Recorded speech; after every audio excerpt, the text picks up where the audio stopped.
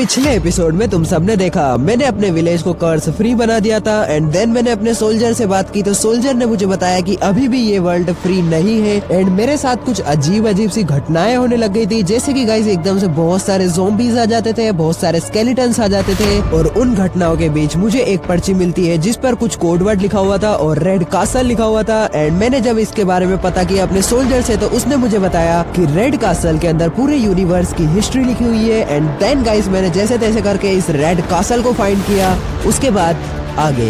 And guys ये है वो रेड कासल जहाँ पर मुझे अपने यूनिवर्स की हिस्ट्री पता चलने वाली है। जाने से पहले मैं चाहता हूँ आप में से जितने भी लोगों ने अभी तक हमारे चैनल को सब्सक्राइब नहीं किया है तो सब्सक्राइब कर देना एंड वीडियो को कर देना एक लाइक। तो चलते सीधा इस कासल के अंदर। एंड गाइस कासल पूरा रेड स्टोन से बना हुआ है तभी इसका नाम रेड कासल है। और अब गाइस यहाँ से आगे जाकर देखते हैं और सामने गाइस एक राजगद्दी लगी हुई है। इस राजगद्दी पे कौन बैठता होगा भाई? जो भी बैठता होगा ना बहुत मजे होंगे उस बंदे के इस वर्ल्ड के अंदर। बट मुझे तो गाइस यहाँ पर अपने यूनिवर्स की हिस्ट्री जाननी है तो मैं यहाँ पर चेक करने वाला हूँ इस पूरे कासल को और ऊपर जाके देखते हैं ऊपर मुझे कुछ मिलता है या फिर नहीं। गाइस यहाँ से स्टेयर्स जा रही है, हो सकता है। एंड गाइस सामने मुझे लाइब्रेरी दिख रही है और हो सकता है कि यहीं पर मुझे अपने सारे सवालों के जवाब मिल जाए। एंड गाइस यहाँ पर तो बहुत सारी बुक्स है, मुझे गाइस ये सारी बुक्स पढ़नी पड़ेगी। बट उससे पहले गाइस यहाँ पर एक बोर्ड लगा हुआ है, इस पे क्या लिखा हुआ है? History of world. मतलब गाइस ये हमारे वर्ल्ड की हिस्ट्री के बारे में लिखा हुआ है और यहाँ पर लिखा हुआ है हिस्ट्री ऑफ आर्मर। मतलब गाइस लेफ्ट साइड में हिस्ट्री ऑफ वर्ल्ड के बारे में लिखा हुआ है और राइट साइड में हिस्ट्री ऑफ आर्मर के बारे में लिखा हुआ है। बट फिर भी गाइस मैं यहाँ पर इन बुक्स को पढ़ने वाला हूँ। यहाँ पर गाइस कुछ बुक्स लगी हुई है, 5-6 इनको ही पढ़ लेता हूँ और देखता हूँ यहाँ पर मुझे क्या क्या पता चलता है। तो मैं काम करता हूँ इस बुक को पढ़ के आता हूँ। तो गाइस मैंने यहाँ पर हिस्ट्री ऑफ वर्ल्ड पढ़ चुका हूँ बट मुझे यहाँ पर ज्यादा कुछ पता नहीं चला है। तो अब मैं एक काम करने वाला हूँ, हिस्ट्री ऑफ यूनिवर्स ढूंढने वाला हूँ। एंड गाइस इस पूरे कासल को मुझे छान मारना होगा अच्छे से। यहाँ पर कुछ रास्ता जा रहा है लिफ्ट जैसा, बट इससे ऊपर कैसे जाते हैं भाई?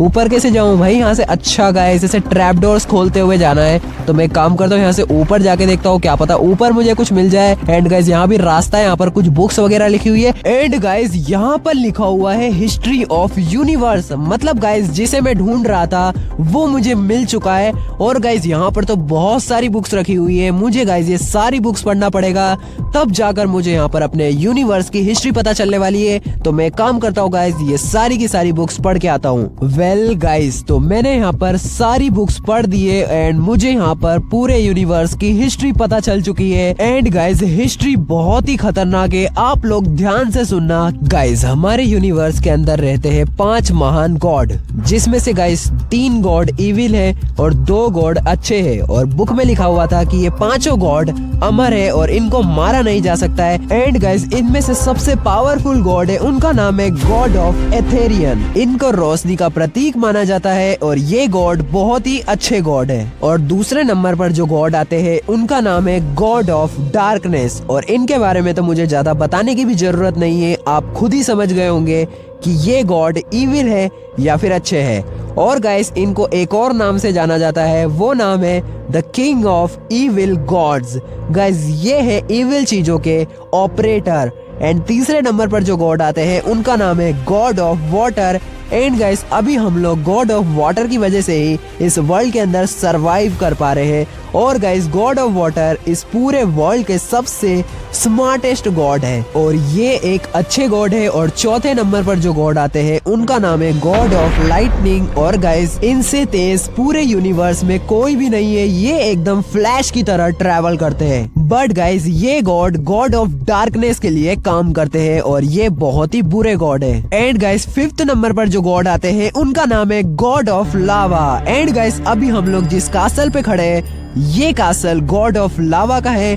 गाइस आज से कई साल पहले गॉड ऑफ लावा इस कैसल के किंग हुआ करते थे। एंड गाइस ये भी गॉड ऑफ डार्कनेस के लिए ही काम करते हैं। एंड गाइस इस वक्त एक बहुत ही बुरी खबर ये है कि हमारे गॉड ऑफ एथेरियन एक प्रिजन के अंदर कैप्चर हो चुके हैं और इसी वजह से गाइस हमारे इस वर्ल्ड के अंदर ये सारी इविल एक्टिविटीज हो रही है। लेकिन गाइस हमारे गॉड ऑफ वाटर ने भी एक बहुत ही अच्छा काम किया है। हमारे जो गॉड ऑफ डार्कनेस है वो गाइस उजाले में कदम नहीं रख सकते हैं और time control guys God of water के पास है। And guys God of water ने हमारे इस वर्ल्ड के अंदर डे को लॉक कर दिया है, जिससे कि गाइस गॉड ऑफ डार्कनेस हमारे इस वर्ल्ड के अंदर कदम नहीं रख सकते हैं। एंड गाइस ये सारी evil activities God of darkness lava and lightning के थ्रू करवा रहे हैं, इसीलिए गाइस हमारे इस वर्ल्ड के अंदर ये फालतू की एक्टिविटीज हो रही है, लेकिन कम मात्रा में हो रही है, क्योंकि गॉड ऑफ डार्कनेस इस वर्ल्ड के अंदर कदम नहीं रख सकते हैं। और गॉड ऑफ एथेरियन को कैप्चर करने वाला कोई और नहीं बल्कि गॉड ऑफ डार्कनेस ही है। उन्होंने अपने जाल में बिछाकर गॉड ऑफ एथेरियन को एक प्रिजन के अंदर कैप्चर कर लिया है। और गाइस जब से हमारे गॉड ऑफ एथेरियन एक प्रिजन के अंदर कैप्चर है, तब से गाइस हमारे इस वर्ल्ड के अंदर जो भी मरता है वो रीस्पॉन नहीं कर सकता है, वो हमेशा के लिए मर जाता है। इसका मतलब गाइस ये है कि अगर मैं मर जाता हूँ तो मैं इस वर्ल्ड के अंदर कभी भी खेल नहीं सकता। एंड गाइस जिस जगह पर हमारे गॉड ऑफ एथेरियन इस वक्त कैप्चर है, उस जगह का नाम है क्रिम्सन कोर। अब मुझे नहीं पता क्रिम्सन कोर नाम की कौन सी जगह है, बट गाइस मुझे ये जगह ढूंढनी होगी और अपने गॉड ऑफ एथेरियन को एस्केप कराना होगा।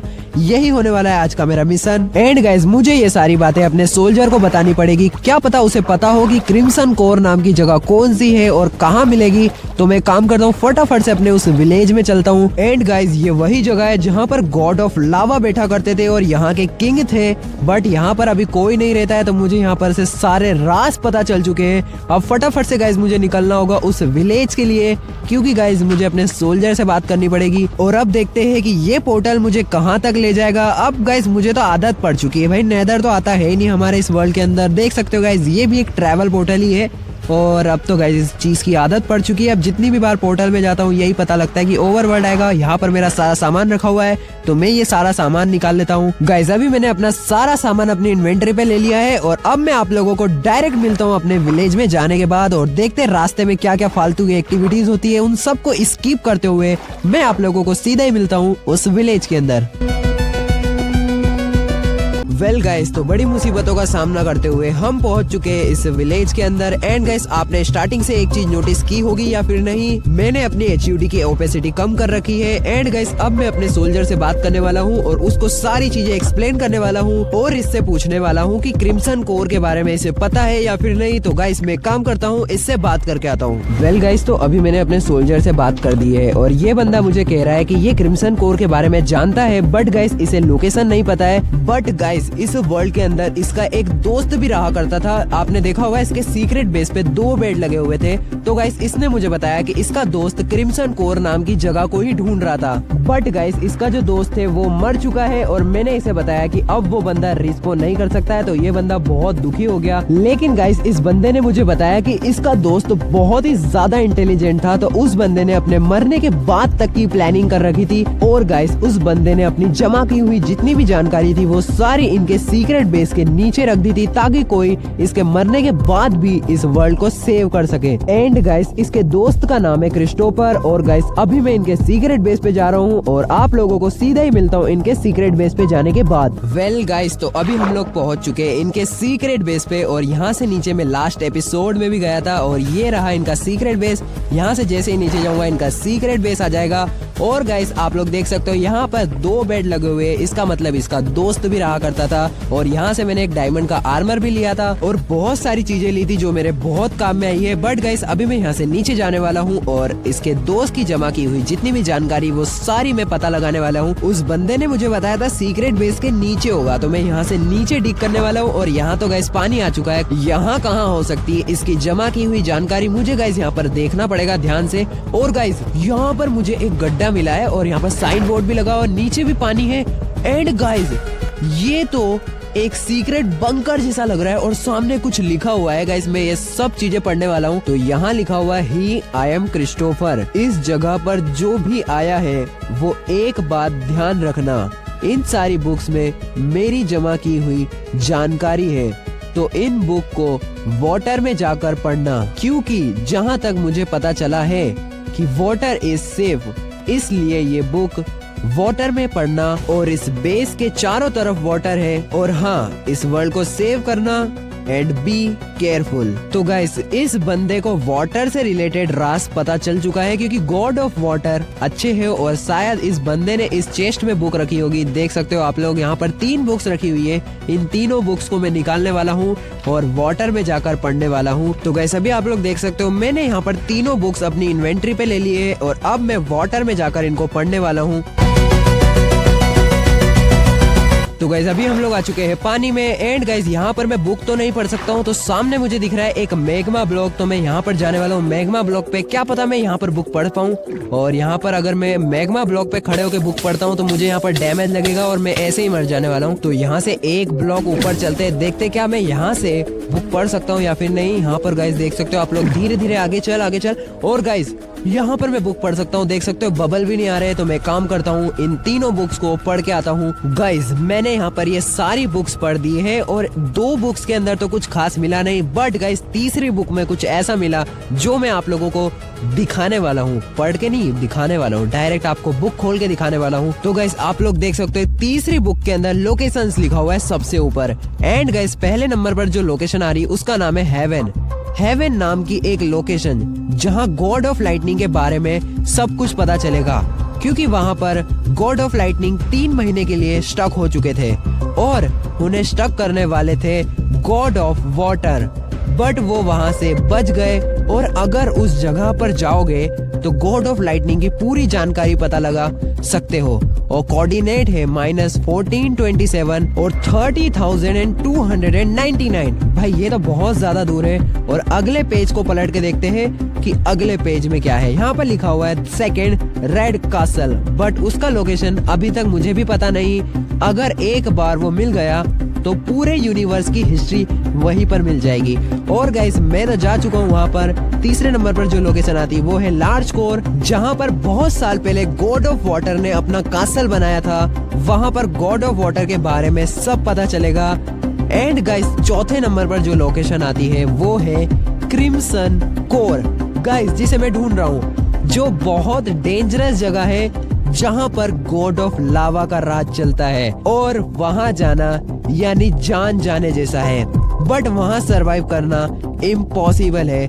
बट वहाँ जाने से पहले एक बात याद रखना, वाटर साथ में जरूर लेकर जाना। कोऑर्डिनेट वहाँ के है 99,450 एंड 70,566। ये तो बहुत ही दूर है। एंड यहाँ पर गाइस मैं कैसे जा सकता हूँ। और अगले पेज पे एक और बहुत इंपॉर्टेंट चीज लिखी मैं आपको बताता हूँ। यहाँ पर लिखा है ये कोऑर्डिनेट दूर है, बट यहाँ तक जाने का एक ट्रैवल पोर्टल है, बट उसका लोकेशन तुम्हें पता लगाना होगा। और मैं उस पोर्टल का पता लगाने के लिए 1 और 200 इस कोऑर्डिनेट पर जाने वाला हूँ। पता नहीं मैं वहाँ से वापस आ पाऊंगा या नहीं। मुझे लगता है मैं नहीं आ पाऊंगा, इसलिए मैं इस बुक में लिख रहा, हो सकता है ये मेरा आखिरी पेज हो। गाइज ये इस बंदे ने लिखा है। और गाइज ये बंदा 1 और 200 इस कोऑर्डिनेट पे गया था ना। गाइज मैं भी उसी कोऑर्डिनेट पर अब जाने वाला हूँ और पता लगाने वाला हूँ। और देख सकते हो आगे के सारे पेज खाली है। गाइज अभी मैं इसके सीक्रेट बेस से बाहर आ चुका हूँ और ये बंदा कितना ज्यादा इंटेलिजेंट है। और गाइज इस बंदे को ना गॉड ऑफ वाटर के बारे में शायद तक पता चल चुका है, तभी गाइज ये बार बार वाटर करे जा रहा है। और इसकी थ्योरी बहुत ही सही है कि हम लोग वाटर में सेफ है, तभी गाइज इन लोगों ने अपना सीक्रेट बेस वाटर के अंदर बनाया है। एंड अब मैं आप लोगों को सीधा ही मिलता हूँ उस कोऑर्डिनेट पे। कोऑर्डिनेट थे 1 और 200, तो मैं आप लोगों को सीधा ही मिलता हूँ वहाँ जाने के बाद। वेल गाइस तो अभी मैं उस कोऑर्डिनेट पर आ चुका हूँ जहाँ पर क्रिस्टोफर आया था और सामने कुछ स्टोन के ब्लॉक्स नजर आ रहे हैं मुझे। हो सकता है कि ये ब्लॉक्स क्रिस्टोफर ने लगाए हो या फिर किसी और ने भी लगाए हो सकते हैं, मुझे कोई आइडिया नहीं है। बट गाइस वो बंदा यही आया था, तो हो सकता है कि वो बंदा यही मरा हो या फिर वो जिंदा भी हो सकता है। अगर गाइस वो बंदा मुझे मिल जाता है तो मेरा पूरा काम बन जाएगा। तो मैं यहाँ पर इस ट्रेल को फॉलो करने वाला हूँ स्टोन ब्लॉक्स की, जहाँ तक ये जा रहे ना गाइस मैं भी वहां तक जाने वाला हूँ। देख सकते हो आप लोग यहाँ पर स्टोन ब्लॉक्स देख सकते हो, कहीं ना कहीं तो जा रहे हैं। और गाइस सामने ना एक रूइन पोर्टल दिख रहा है और वहां पर कुछ तो अजीब मुझे दिख रहा है। एक सेकंड ना, यहाँ से छलांग लगा के चलते हैं। यहाँ से लगाए थे छलांग और गाइस सामने वहाँ पर टॉर्चेस लगी हुई है। ये किस टाइप की टॉर्चेस है, ऐसा माइनक्राफ्ट में नहीं होता है। गाइस यहाँ पर कुछ तो खतरनाक हुआ है, मुझे यहाँ पर पता लगाना पड़ेगा कि इस जगह पर हुआ क्या है। एंड गाइज यहाँ पर तो बहुत ही सारी टॉर्चेस लगी हुई है। देखो पोर्टल तो एकदम नॉर्मल ही है भाई, रूइन पोर्टल जैसा होता है वैसा ही है, बट ये टॉर्चेस थोड़ी सी अजीब है। और गाइज यहाँ पर एक बोर्ड लगा हुआ है, इस पे क्या लिखा हुआ है, आई एम क्रिस्टोफर, यहाँ पर पोर्टल बनाओ। मतलब गाइस क्रिस्टोफर कहना चाहता है कि यहाँ पर मुझे पोर्टल बनाना है जो मुझे कनेक्ट करेगा क्रिम्सन कोर नाम की जगह से। हो सकता है ये हो या फिर ना भी हो, मुझे कोई आइडिया नहीं। सामने एक क्राइंग ऑब्सिडियन दिख रहा है और यहाँ पर देख सकते हो मुझे कितने ऑब्सिडियन चाहिए। देखो एक ऑब्सिडियन तो वहाँ पर है और ये क्राइंग ऑब्सिडियन में तोड़ देता हूँ तो यहाँ पर एक और नहीं, क्राइंग ऑब्सिडियन से थोड़ा ना पोर्टल बनता है, तो क्राइंग तो मेरे कुछ काम का नहीं है, तो इसे मैं यहाँ लगा देता हूँ और इस वाले ऑब्सिडियन को मैं तोड़ देता हूँ। और मुझे टोटल कितने ऑब्सिडियन चाहिए ये मैं एक बार चेक करता हूँ। देखो एक तो यहाँ लगेगा इसके ऊपर एंड मेरे पास 3 ऑब्सिडियन है, तो देखो एक तो यहाँ लग जाएगा इसके ऊपर एंड नहीं गाइस एक ऑब्सिडियन और नहीं गाइस पूरे हो चुके। यहाँ पर बस मुझे एक और ऑब्सिडियन लगाना है, पूरा हो जाएगा। बस पोर्टल थोड़ा सा अजीब दिख रहा है बट हाँ पोर्टल कंप्लीट हो चुका है। और अब मुझे इसे लाइट अप करना होगा। मेरे पास फ्लिंट एंड स्टील तो नहीं है पर मैं इसको लाइट अप कैसे करूँ, कुछ ना कुछ तो जुगाड़ लगाना पड़ेगा। एंड यहाँ पर सामने लावा दिख रहा है, क्या लावा से लाइट अप हो जाएगा।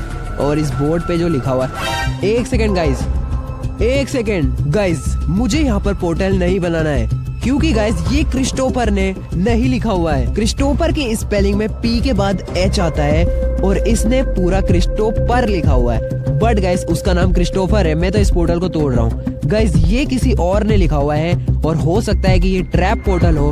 मैं यहाँ पर रिस्क नहीं ले सकता हूँ क्योंकि अगर मैं मर जाता हूँ तो मैं इस वर्ल्ड के अंदर रिस्पॉन नहीं कर सकता।